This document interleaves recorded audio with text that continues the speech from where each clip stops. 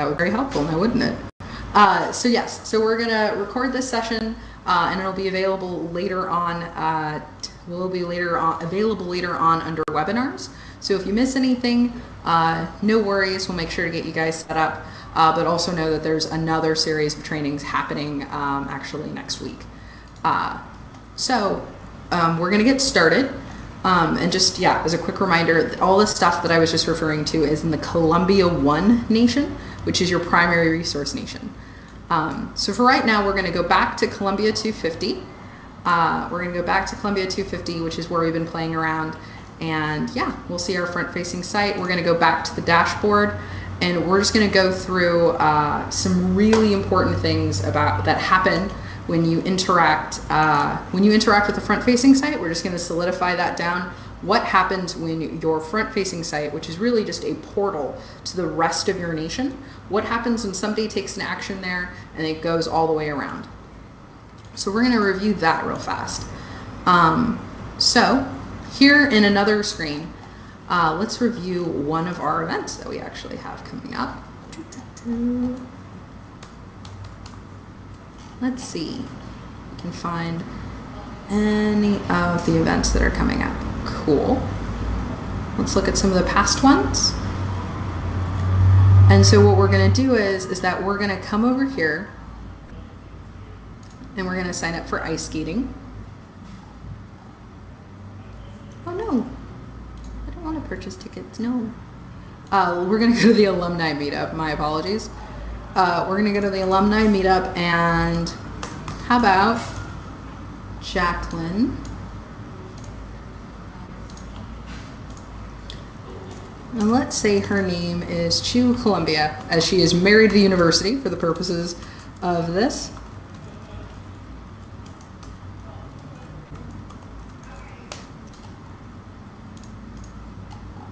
Just going to bring one other person, and we're going to send that RSVP in. And so now we'll see this recruiter link appear. This actually is a social media share prompt, and I'm just going to tell you guys a little bit about that first. You can customize what all this stuff up here says. So the thank you for RSVPing, tell all your friends. What this does is that it actually, if you click post, it will post out to your Twitter and to your Facebook. But when that happens, unlike most other organizations where you send out a post and that's pretty much it, if anybody on Jacqueline's Twitter or Facebook sees her post and goes, I also want to go to this awesome alumni meetup that Jacqueline's going to, what will happen is that if they come, they RSVP, then on the back end inside of the nation in the control panel that we're about to go into, we will be able to see that Jacqueline is the one who recruited this new friend of hers. So say Megan was the one who RSVP'd, then when we go to Megan's profile later on, we'll be able to see that Jacqueline was her recruiter, which is really incredibly powerful because it then lets you know who your primary advocates are inside of your club. It really informs you about who really the biggest movers and shakers out there are for you inside of your community. So that's really awesome. So let's go back to our control panel. And I'm going to refresh this real fast. And what you're going to see is right here inside of our activity stream, you're going to see Jacqueline appear right there instantaneously. So we're going to go to Jacqueline's profile. And this is really where the power of NationBuilder lives, is inside of an individual person's profile. So we don't consider people, we don't really think about them in terms of like static lines on a spreadsheet or anything like that. We really think about them as holistic 360-degree representations of a person inside of your nation's database. So while it is in fact a database of people, it is more really just kind of a flip book of all of the people inside of your nation. And there's a lot of things that you can do here that's very different than what you can do on a regular spreadsheet. We're going to review some things that we're going to come back to in a minute. As soon as Jacqueline took that action, this profile was automatically created for her. Welcome, Angie. You can catch up later, I promise. It's awesome. You'll see here that we have the email address that she signed up for, that she used to sign up. You can also see her point person, and this was automatically created when she signed up. You can also see here this little tag, which is kind of like a post-it note. We're going to talk a lot more about that. You can also see that she was also automatically assigned a follow-up for 3 days from now over here in this little box. So that's all stuff that was automatically created for her. That's all stuff that was automatically created for her when she took the action of RSVPing on the front-facing site. I see you, Max. I will get to you in just 2 shakes. But if we, and we're going to talk a lot about all this other stuff, the point people, the tags, the follow-ups. We're going to talk a lot more about that stuff in a minute, but first I want to show you guys something really exciting. So if we scroll down here on Jackie's profile, we see this little box. And this box is very nice. It has the ability to leave a note, email, log a contact, and even it'll link us out to pledge and donate from her screen. But the thing that's cool about this, before we do any of that, is that this is our own little activity stream, kind of like her own Facebook feed or her own wall on Facebook. We have one of those inside of our nation for Jacqueline that reflects all of the action she's taken, including RSVPing +1 for the alumni meetup, that she is now has a point person in the form of Miss Emily Morris, and that she's a supporter of our nation, and exactly when all of this stuff occurred. All of that stuff is timestamped and attached to her profile, so that as long as she's with your nation, as long as she's a supporter, as long as she's taking actions inside of your club, you'll be able to know exactly what it is that she's done and when. And there's something really, really valuable about that we're about to talk about. But first, we're going to do a couple of quick things, and then we're going to get to Max's question. So the first thing is that say Jacqueline, who is RSVP'd for this wonderful event that's coming up, Emily is out sick. And so I'm actually going to sit there, and Jacqueline's called in, and I answer the phone, and Jacqueline's on the phone, and she's like, well, I have a question about this event. And I'm like, well, Emily's not here right now. Normally in another organization, I would like take a message and then like hand it to her the next time I saw her and be like, oh, Jackie's out sick, da da da da. No, not Jackie. Emily's out sick, da da da da. Jackie, she'll call you back later. Instead, what I'm going to do is, Emily, Jacqueline called. She needs you to call her back.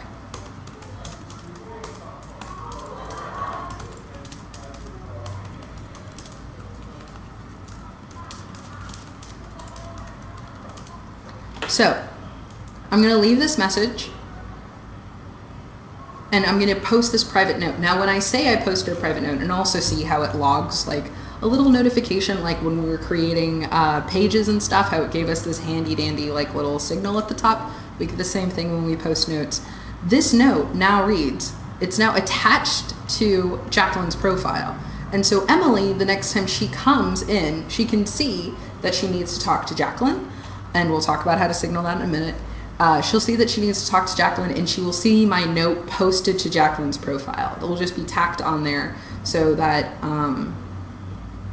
absolutely, like, you know, Emily can just be able to see it. She doesn't have to come find me. She doesn't have to like call me up and be like, so why did Jacqueline call you? I can just be like, oh, here you go, which makes it a lot more efficient. The most important thing about a private note is that it is private. So this is not something that goes out to Jacqueline. Anybody who doesn't have access to my control panel can't see it. This is only something that people who have been given explicit access to my control panel can see. On the other hand, if I click here on email, I can in fact send an email from my broadcaster, whichever ones I have set up. And I know that Jason talked to you guys about this last time, so I won't wax poetic about it, but you can have as many broadcasters as you need for your club. So you could have like, you know, just one for your general club, and then also like an events one, or also like a fundraising one, if that's applicable to your organization. You could have all of that sort of good stuff set up here. But I can be like, thanks so much for signing up.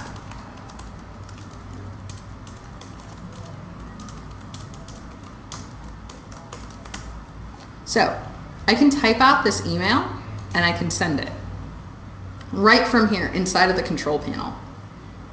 Now what this does, and we get this little green notification bar saying that it was sent. What this does is that if Emily, who let's assume Emily is still out sick, but I'm just covering for Emily today, I as Ari can speak to Jacqueline and email her out and be like, hey, thank you so much for thanks so much for showing up. I'm looking forward to you bringing pie on Pie Day. I really appreciate it.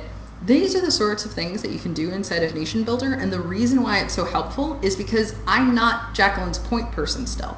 I'm just filling in.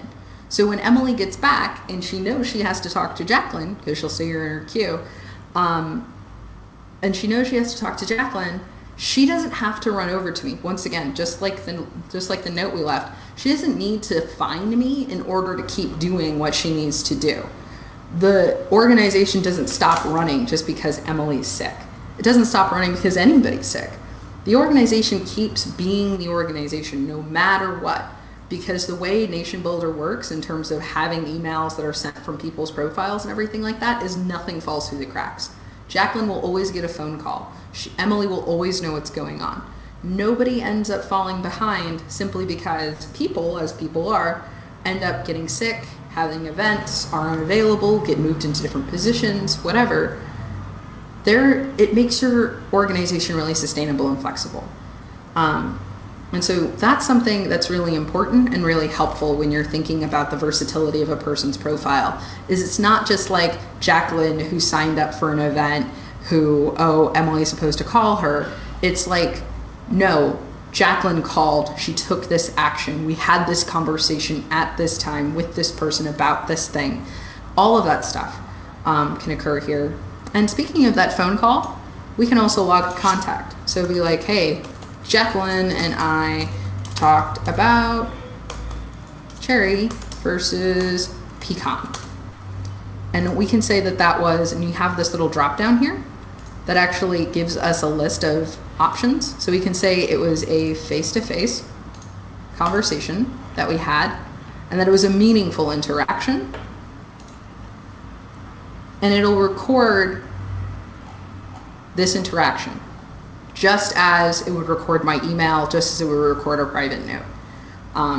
So it's really helpful to document exactly how you're interacting with folks. And we'll look in a minute, actually later on during this webinar, we're going to take a look at some of the reasons why you would go through the effort of actually logging a contact as being face-to-face, meaningful outreach versus just leaving a ton of private notes for people. We'll talk about that in probably about 10 minutes or so. But the thing that's really, really helpful to know about this is that nothing gets lost, no matter what it is, and no matter what you're doing. So let's scroll back up to Jacqueline's, at the top of Jacqueline's profile, and let's make sure we take care of Max's question. Max's question is, what if the events are closed to the public? He's asking about the recruiter link, I'm assuming. Like alumni only are invited. Would attendees posting them on social media allow anyone to see the event or details or RSVP? So it's actually possible, Max, inside of your website settings under your individual event itself. It's actually possible, there's a button there, and I can actually go to it here. If we go inside of, and if you guys are still getting kind of used to how you move around the control panel, don't mind me. But if you actually go to your events themselves, there is something here under settings and social media. Not only where you can control this sort of stuff, but you can also turn off the prompt for posting. So for example, if this is only an event for alumni and you only want alumni to be able to see it, then you can make it so that once alumni have RSVP'd and everything like that, they can't share it out to their social media, for example. So, you know, if they wanted to share it on a social media, they would only be able to like do so by like manually clicking the link and posting it inside of a Facebook group or whatever. So it requires a lot heavier of a lift in order to share out about the event then. Yeah, and so you can also, to follow up on that, so not only can you turn off the social media share prompt and actually control like what it says and everything like that, but if you actually go to the page settings, if you go down here, you can also make sure that only members of your club, and I'm sure Jason talked extensively about members last time, but only that only members of your club have the ability to view the page in the first place. So even if you didn't turn off the social media prompt, even if you didn't turn off that social share prompt and like somebody got a hold of the link and went to it, only people who were members of your club would be able to view the page and all the details and all that stuff about it. So one of two options, make the page viewable only to members and also be able to turn off the social share prompt. So those are the most effective ways in order to make sure you still have all the capacity and capabilities of NationBuilder, but keep your events that are private to your organization private still. So hopefully that answers your question, Sir Max. Yes, awesome. Yay, I love it when I answer questions. So back to Miss Jacqueline. So I mentioned that we were going to talk a lot more about point people, tags, and follow-ups. And so now is the time when we're going to do so.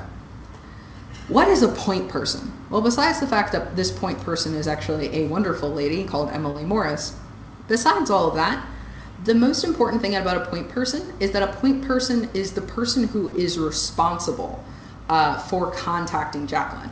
So let's say in this instance, when we were setting up our event that we just looked at the settings for, we decided that every single person who RSVP'd would be assigned a point person in the form of Emily Morris. So what does that mean? I have several events throughout the city. I am only one person. My club has several events around the city of Los Angeles. I'm only one girl. There's 5 million people here. I can't handle all these events. But Emily is my lady out in Brentwood. So anybody who's coming to the Brentwood event, Emily's like, well, I'm going to set up the event. I'm going to make sure the pie is here and all this other stuff. I'm the one in charge of the event. Why don't you just make me the point person? And so that's effectively what Emily's already done by offering to take charge of this and to take the lead on this. So a point person is just whomever is taking lead on that relationship. Because the core idea behind NationBuilder is all about building relationships between people. So it's actually a lot less helpful to have 29 different conversations with 29 different people than it is to have 29 conversations with one person. So if every time Jacqueline ever has a question about organizing in Brentwood for her club, she talks to Emily. That's actually a lot better for Jacqueline and also for Emily and for the club as a whole than if every time Jacqueline needs something, she has to talk to 16 different people and email a help at or info at email address. It's actually a lot better for Jacqueline and also better for the organization because now Emily has ownership of something. She has people that she knows she's responsible to, and also Jacqueline has a person that she's connected with. It's not just an organization. Now it's Emily, who's a person who has a smile and is named Emily. And other details I don't know about Emily. Presumably she has a puppy and also likes pink. Other things like that. Or probably purple, because purple is better. But the idea is that, besides my rambling, the central component is that a point person is someone who is responsible for that other person. And making sure that these follow-ups get addressed. We're about to talk about follow-ups in a second, but first let's show you how to make someone a point person. So we want to make Jacqueline a point person. So we were on her dashboard a minute ago. We're going to click on edit and it'll take us to the screen. And we can set membership levels and all that stuff here. And if we scroll down here, we can see that Emily Morris is her point person. And then it's like anyone with control panel access can be a point person, which makes sense. Most of the functionalities that we're about to see in terms of point people involve being inside of the control panel. So if we want to be able to make Jacqueline a point person, we have to give her access to the nation. So let's give her staffer access, say to the nation. I'm going to scroll down, save person. And now it's possible, so if we go down to the set of point people, Jacqueline's name arrives just right there. So it's possible for point people, it's possible to create a point person or to make somebody a point person as long as they have control panel access. You can control your permission sets and all that stuff. I'm sure Jason talked to you guys about that. But if you have questions about permission sets, you can go talk to your own point person, your club liaison at your organization's HQ, or you can look it up at nationbuilder.com/support. So that's point people. The thing about a point person that's the most helpful is that that person is then the one who actually answers these follow-ups. So a follow-up is just kind of a flag that we're putting on Jacqueline's profile that says somebody needs to talk to her in 3 days about outreach. So if we click here on follow-up, I can decide to make a new one, like saying, thank you. Like let's say Jacqueline did show up and she did bring pie. So we want to make sure, because she brought pie, that she gets a follow-up, you know, on the 17th. We'll be like, hey, we're going to say thank you for the pie that you gave us on Pie Day on St. Patty's Day. So we're going to say thank you. And now that thank you is set up. And if we decide, oh yeah, we already did outreach in this instance though, so we don't really need to do a thank you. So we're just going to close this follow-up by clicking on that. And that's what happens. It just goes away. A follow-up is a reminder to have a conversation. So the entire basis, like I mentioned, of NationBuilder is around building relationships and building those connections between people. The idea is that Emily Morris, who is Jacqueline's point person, is going to be the one who's mostly going to be interested in these follow-ups here. But in case there's more than one person, say, who's going to be inside of this nation, anybody can see where these follow-ups are. So let's say we have an inbox follow-up that's due for today. Or yesterday, as apparently my days are wrong. So we've got a follow-up that is set for yesterday for an inbox. More than one person can see follow-ups, which is how I, as RE, filled in for Emily when she was sick. We're going to look in a moment about where to see all of those follow-ups and everything like that. The most important thing to know about follow-ups is that we give you a base set, like a generic starter kit, as it were, when you create your nation. We give you a base set that you can work with and change and everything, but it is possible under the settings to actually customize what all those follow-ups are. So for example, inside of a club, there may be like a membership drive follow-up, or there might be, a fundraising follow-up, or an events follow-up, or a thank you for coming follow-up. There might be all these different kinds of follow-ups depending upon what kind of conversations are relevant to you and to your club. So really, the sky's the limit in terms of follow-ups. The most important thing to know is that they're about conversations. So we'll take a look at how everyone in an organization can look at follow-ups in a second. But first, we're going to talk about tags. Now, a tag works almost like a little post-it note that you're attaching to a person. So Jacqueline, when she took the action of RSVPing for this alumni meetup that we're having in March, when she took that action, she had this tag automatically applied to her. And a tag is like a categorization, like my name's Ari and I'm a brunette, and that's a tag. So brunette is a tag. Just like being a girl could be a tag, or being a nation builder is a tag. These are all sorts of different tags, and you can have them for whatever it is you want. So if you wanted a tag for, you could have it be class of 2002 liberal arts. That could be a tag, for example. So let's save tags. So that's now a tag. And the thing about tags is that they're an attribute that connects you to other people. So something like Jacqueline likes pie could be a tag if you're trying to collect information about everybody in your nation and every single person in your club who loves pie.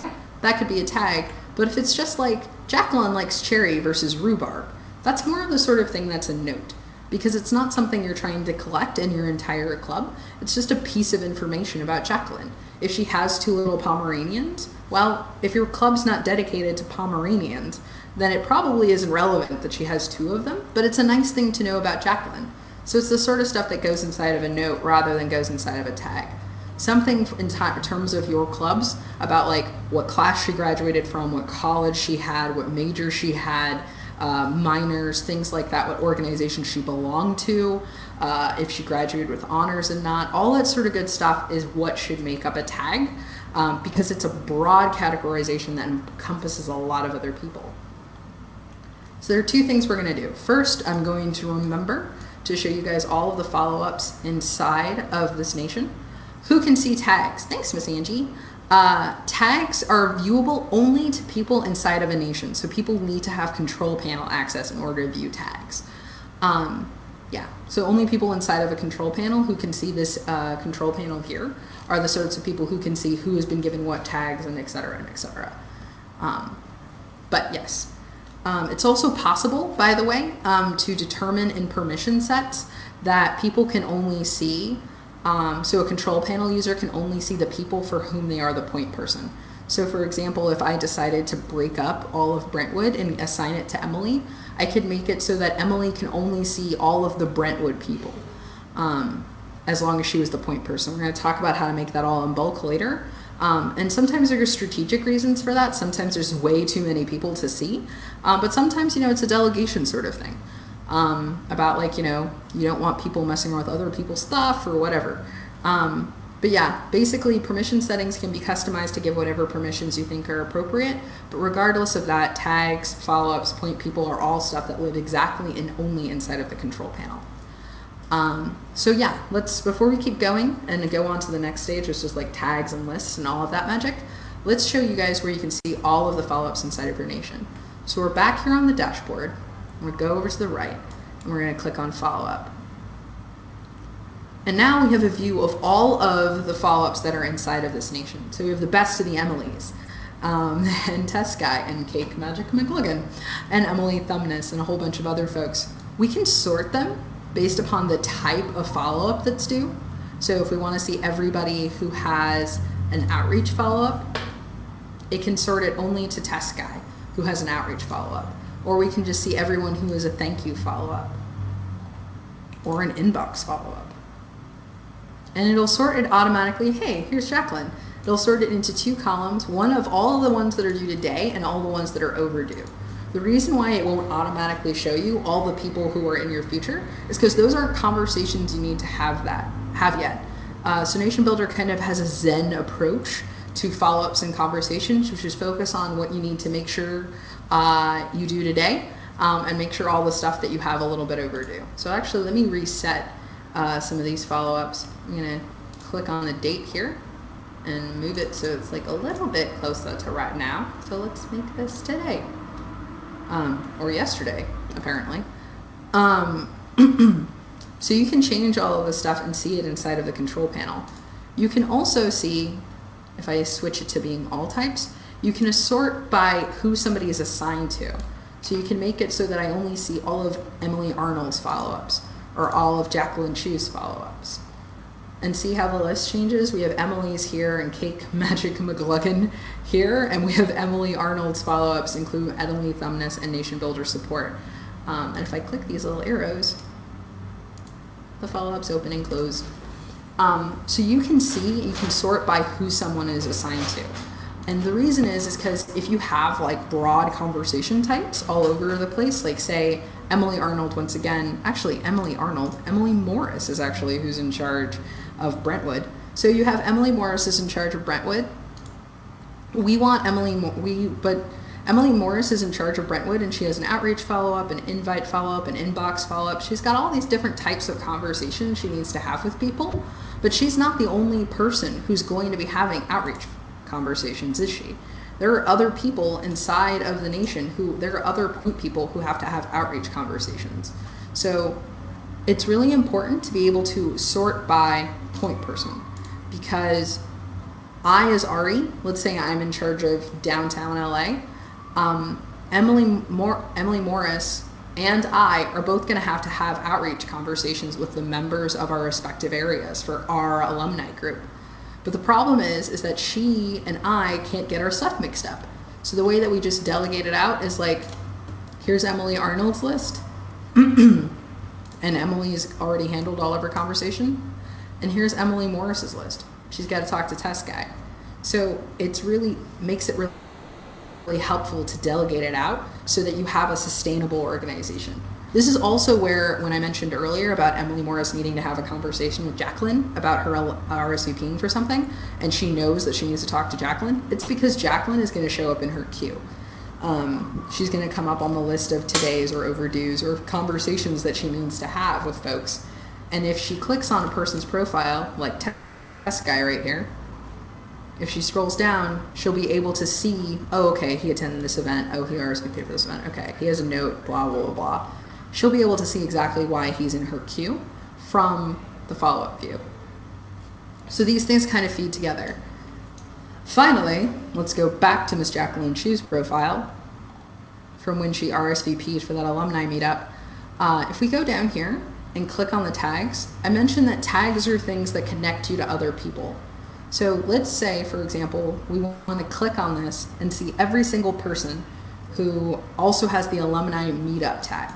If we click on it, it'll take us to that list, which actually it turns out is 2 people.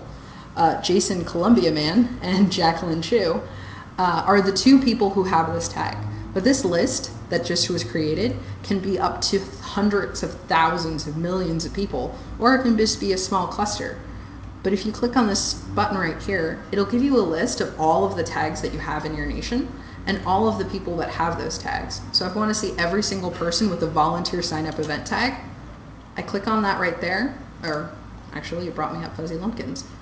Sorry, I jumped tags. For some reason it's not letting me, but NationBuilder also tries to be helpful, so it'll let you click in and narrow down your requirements. Aha, here we go. So if you select whatever tag it is you want, it'll bring you up a list of people, and you can see all the other tags that these people have in common. That they have newscaster member tags from 2013, and they also signed up for all these events and things of that nature. These little stars indicate that people are members, and these little envelopes indicate that people are emailable, so you can send them emails from your broadcaster. This is really, really powerful, because at any given time, you're able to look at an individual person as they are. I can look at Sally Storm as she is, and I can see like who her point person is. I can see what action she's taken. I can see when she renewed her membership. I can open up a follow-up and be like, hey, I need to make sure that Emily Morris has a conversation with her today, inviting her to the next event. I can set that follow-up all from this screen, and I can still, if I click on volunteer sign-up event, I can still come out to looking at an aggregate of all of the people inside of my nation. The power of it goes that you can build relationships at scale. No matter what you're doing, no matter to whom you're speaking or why, you can make sure that you say what you need to say in a personalized manner, but you can do it in a way that you still record all of the salient details about a person, which is pretty exciting. So let's actually take a step back. When we're talking about looking at all the salient details of somebody, normally these details kind of overlap. You don't always necessarily want to talk to all of your volunteer signups. You want to talk to a combination of things.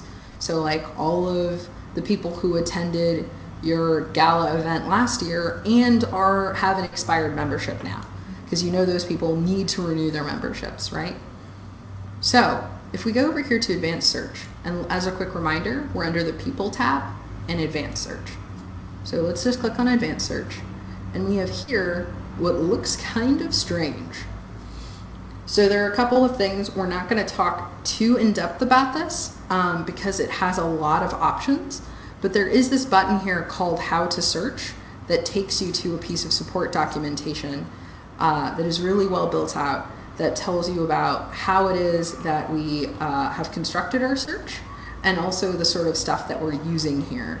And how all of this stuff works. So there's a lot of really detailed documentation that's really helpful. And I'm going to put it right here in the chat bar. It says it's nationbuilder.com/how to search. It's really, really helpful in terms of making sure that you get down the exact right criteria that you want. But for right now, you can watch me create a search like I just described. So I want to find people who match all of the following criteria. I'm going to click criteria. And let's say I want everybody who has an email address and has a tag with any of the following tags. So let's say I want anybody who has the RSVP event or has the newscasters members profile. So I'm not just looking now, as opposed to when I just clicked on the tags, I'm not just finding everybody who has the Columbia event RSVP tag or everybody who has the newscasters members tag. I want only those people who are either have the RSVP tag or the newscaster tag and whom I can email.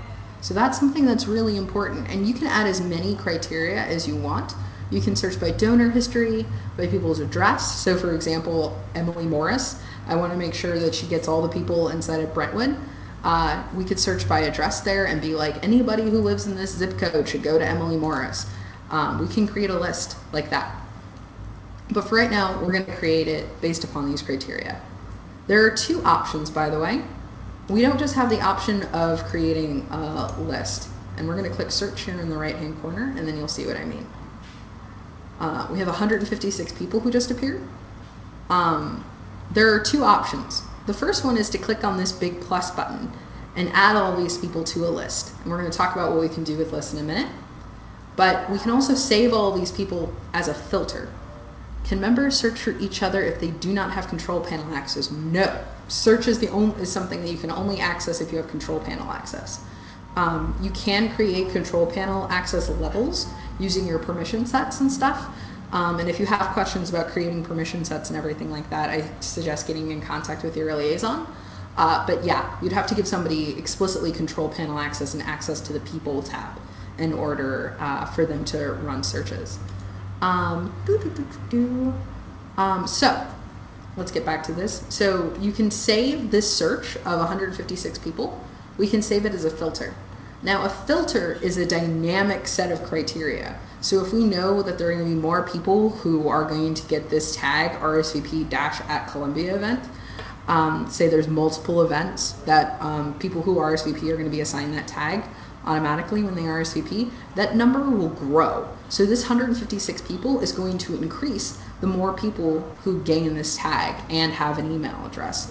The more people who fulfill this criteria that come into the nation as the nation grows, the bigger this list is going to become. On the other hand, if you click here and add everybody to a list, that is as big as the list is going to get. It's going to be this 156 people. It is a snapshot in time. That is all the people who are ever going to be on this list. But if we save it as a filter, that's something that can go over time and everything like that, and will grow as our nation grows or decrease as our nation changes, as the data changes in our nation. So let's just save this as a filter and say that we have emailable RSVPs, and we're going to save. And then it'll be over here, and if you look, we're under people and filters, and it shows us has email, has tags, imports, all that sort of good stuff, and we can see filters over time. On the other hand, if we want to, if we click the back button, we can see our results again, and we can add all these people by clicking on this button to a list. So let's create a list and say emailable RSVPs, create. And so now our list is created here. We can click the button, and this little doohickey is telling me that all these people were added to email RSVPs. There are two advantages. There are a couple of advantages to saving to a list versus a filter. A filter is obviously very helpful because it dynamically updates. So for example, if I want every single person who comes to any of my alumni events who lives in a zip code to be parsed out into a filter so that Emily can deal with a filter of folks, that's something that's really helpful, so I'm not running the same search over and over and over and over again. On the other hand, if I want if I want to batch update a list, if I want to batch update a group of people rather, I have to work inside of a list. So what is batch updating, you ask? My, thank you, very silent people, for asking me. So if we click on this, which says emailable RSVPs, it'll take us over here. And now we're under people and under lists. And you can see this list here. It's possible, by the way, if we click on map view, if those people have addresses that are geocodable, they'll appear on this map, which apparently is in the middle of the ocean because there are not any people geocoded.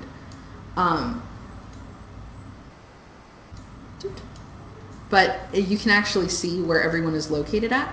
So for example, if I just made a list of all of the people who had RSVP'd for an event that did not have memberships in, say, the city of Los Angeles was the search I put together, I could use this thing right here called the turf cutter to click on the boundaries of, say, central Los Angeles and be like, hey, everybody within these boundaries, it will tell me the number of people I had selected. It'd be like, hey, this is now Emily Morris's prospects. Because these would be the people that I would assign to Emily Morris and tell her to follow up with. And I would save it from here and it would create a new list. Which is incredibly valuable. It's so powerful just to have a visual view of where all your members are. Because then you can decide, like, if it turns out, for example, and if I want to delete this, I can. If it turns out, for example, that I have been trying to hold events here in North Hollywood and haven't been getting that great of turnout, and it turns out all of my people live in Los Feliz, well, it makes sense that I'm not getting as many people to come to my North Hollywood event as I would like, despite the number of members that I have, because they all live in Los Feliz. So it can help to inform me, like, oh, I should go hold events in Los Feliz instead. And then all of a sudden I'll have a lot more people showing up to my events.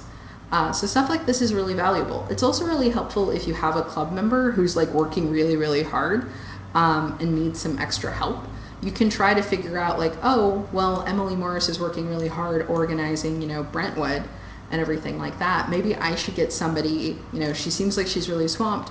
Maybe I should find someone to organize, West Hollywood and Beverly Hills, so that she doesn't have to worry about all those folks, and we can just take care of everybody to the east of the 405 for her.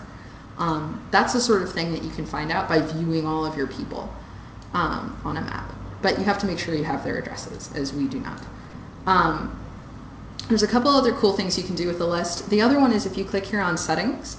So about Angie's question, and I totally almost forgot that we're talking about permission levels and creating custom follow-up types. Actually in the process of this training, so my apologies for that. There's more to come.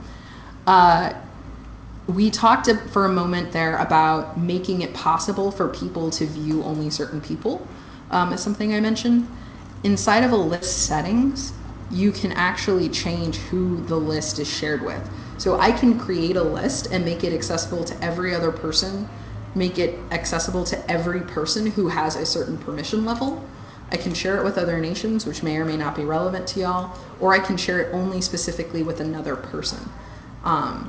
And so I can, like, that person will get an email being like, hey, by the way, you now have this list shared with you.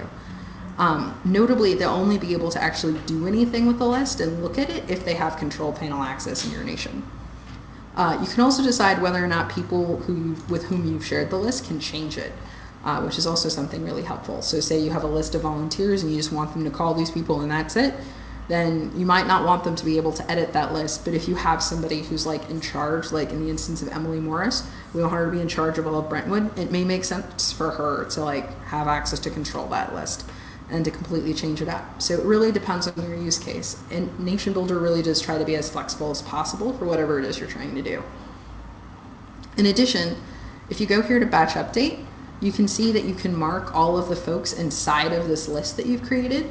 You can assign them all membership levels. So for example, if I want everybody to be a newscaster, I can make it so that I assign them a newscaster membership for the next year. And I will update all of the people in here with that new membership level. This is really helpful if you have a bunch of people who are show up to an event and they all fill out paperwork and everything, signing up and creating a new membership. But you don't want to go through and individually go into every person's profile and then click on edit and then add a membership and then add a date. You don't have to do that 156 times. Instead, you can just add all those people to a list, batch update them, and just say what their membership level is and when it expires on. You can also assign all these people a new point person. So let's say Emily Morris is now going to be in charge of all of these people, but we're going to say that Jacqueline was the person who recruited them. So we're going to update all these people with that stuff. So now we know all 156 people are now, Emily Morris is the one who's supposed to be in charge of having a conversation with them. So that's updated too. Finally, you can also batch update tags. So you can be like, hey, I want every single person on this list, all 156 of these people. All 156 people, we're going to add the bake sale volunteer tag to them. We're going to do that too. We're also going to batch update them with follow-ups. So not only have we just added memberships to all of them, we've assigned a point person to all of them, but we also are like, hey, Emily Morris needs to know who we just assigned her all of these new people. So we need to make sure that she has a follow-up to say thank you to these folks set for the 18th. So we're going to add follow-ups to all these people too, so that the cycle keeps going. She'll know, based on tags, she'll know where all these people came from. Based on follow-up, she'll know that she has to talk to them, and based upon her ability to update point people in an entire en masse, she will know that she's the one responsible for having those conversations. And so the power of lists and filters and being able to search via advanced search on a variety of criteria allows you to flexibly control what is happening in your community and to whom needs to speak to whom about what and when. It's incredibly powerful to be able to do that. And if you're just here in regular old map view, you can actually see where every single person in your nation, where it is that they're at. Every person on your list, which is all very, very helpful. So we're going to wrap up with a couple of things. First is that's all very nice, but how is it that I create permission levels? So I'm going to be given, it's actually a part of your prerequisites for today, that you come up with like what the roles in your organization were, and to create a list of all of the club administrators inside of your organization. So if we go all the way out, let's jump out of the people tab for a second. Let's go all the way over to settings. So we're going to click on settings real fast. And it's going to take us to this page. So there are a couple of things to know. Both of the things that you need to work with are right under defaults. So the first one is if we go over to the right, it's contact types. If we click on contact types here, oh, well that all looks very familiar. It says fundraising, appeal, inbox, invite, outreach, question, thank you. Let's say that we have like an event reminder follow-up. So we want to make sure that every single new person who RSVPs for an event gets an event reminder, has an event reminder conversation. So we want to make sure their point person calls them, like say the day before, and reminds them, hey, you know you're supposed to come to this awesome event in Los Feliz, you definitely should come. And it's as simple as that. We just come up with whatever type of conversation we're going to have, and we just type in the name, and we click on add contact type, and that's about it. We can also change, say we want to change what they're called. So say we want everything to be capitalized in fundraising appeal. We can just click on this little pencil and change the name of fundraising appeal and then save it. You can't delete a contact type if they're already being used for contacts or follow-ups.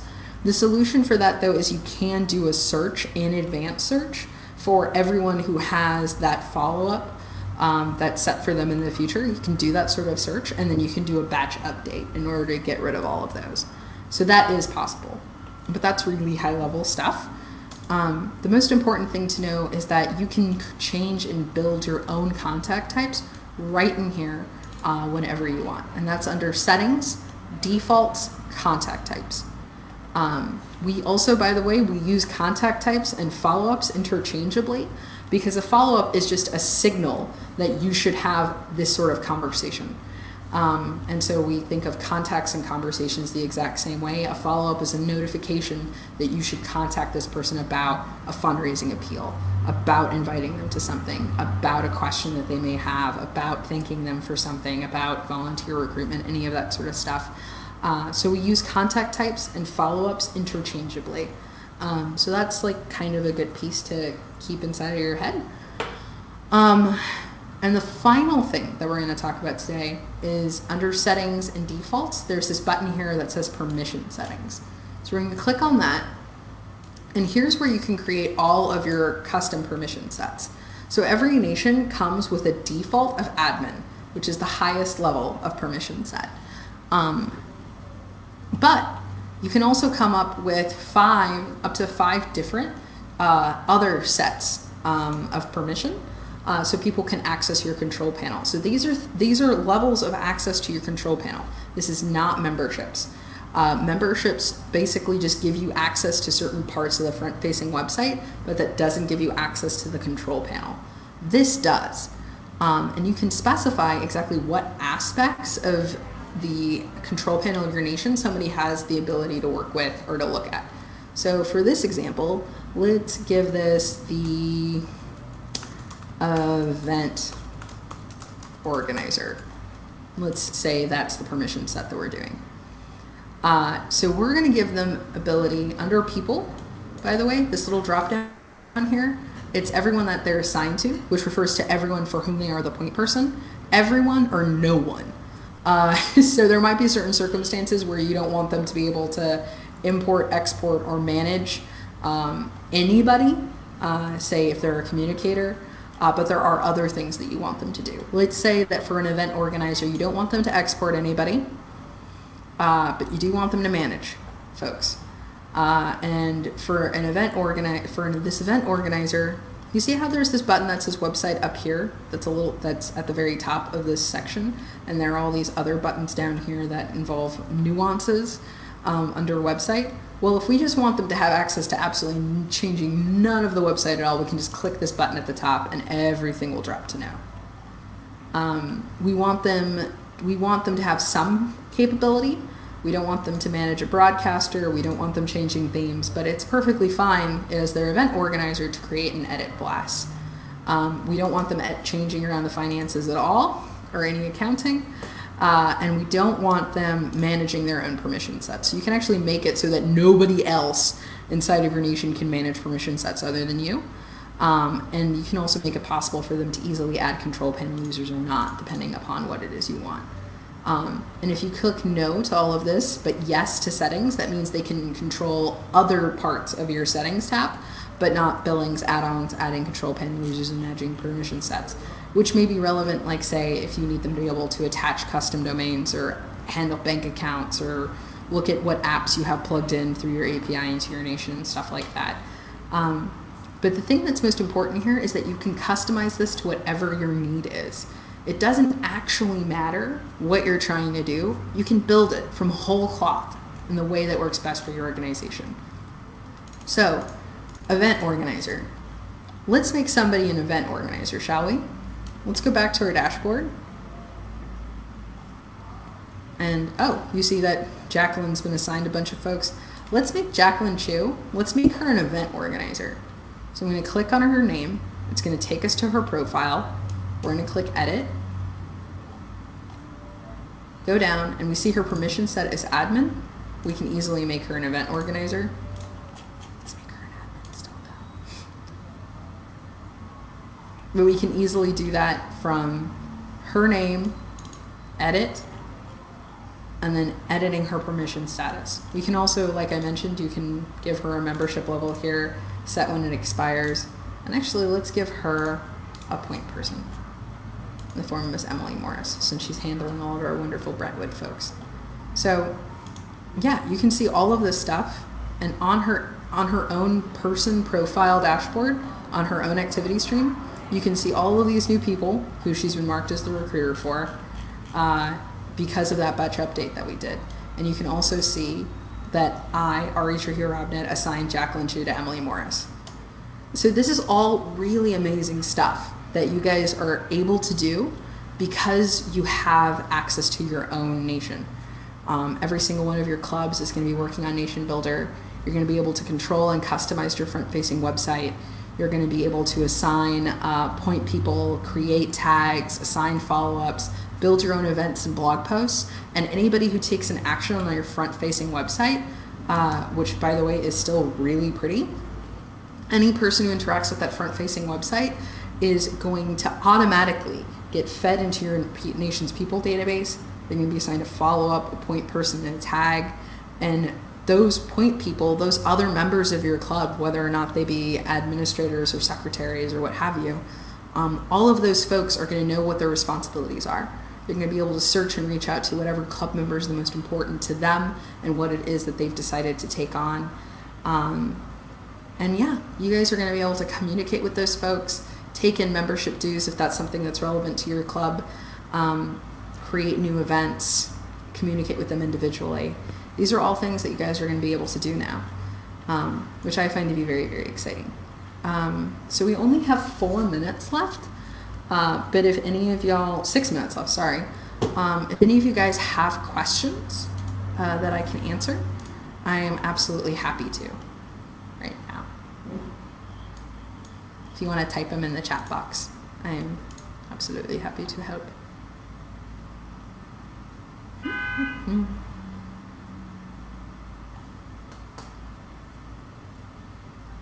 when people click join club, will that be checked in its CAA? I do not know, actually. I have no idea, Max. That is a Jacqueline question, actually. Yeah, that's totally a Jacqueline question. If there's any other NationBuilder questions I can answer, though, I would absolutely be happy to.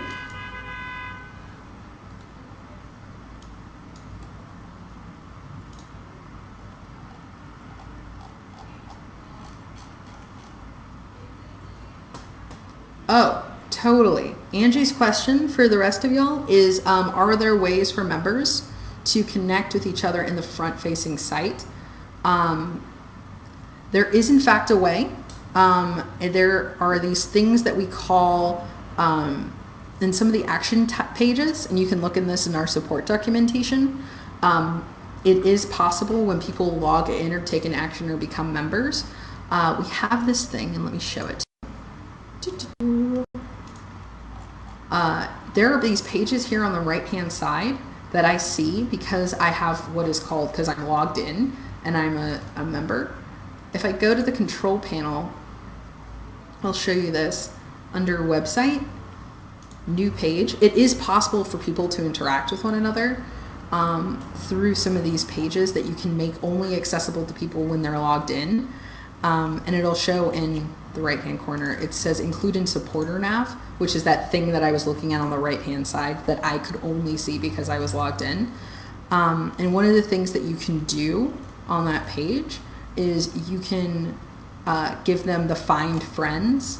You can create a find friends page. And you can also create a followers and follows page. So they can actually see every single person that is tied to them via social media that's engaged inside of that nation. So that is all something that is totally very exciting and really cool that people will be able to do. In particular, like recruiting and find friends are probably the two most powerful things in terms of like getting people involved with each other on your front-facing site, Ms. Angie. So hopefully that answers your question. Ben, yes, there is in fact training documentation on the Columbia One Nation. You can always contact the CAA office, and also there's nationbuilder.com/support. But the first go-to should totally always be the Columbia One Nation and your CAA contact. But you can remove the tags after an event is over. So it's totally possible to do that. I actually come from a perspective where you really don't ever want to get rid of data, but it is absolutely possible to remove tags from people under people and lists. If we go to batch update and tags. So just so you know where we're at, Ben, people, lists, batch update, and then under that tags. It's possible to, as it is also possible to, in a batch mode, add a bunch of tags to somebody. It's also possible to remove a bunch of tags from people as well. You would have to remove them one tag at a time, but it is possible just to completely nullify a tag. That is totally a thing that's possible to do in case you decide to like change how you do your tagging system or something like that later. Any other questions? I'm very excited for you guys.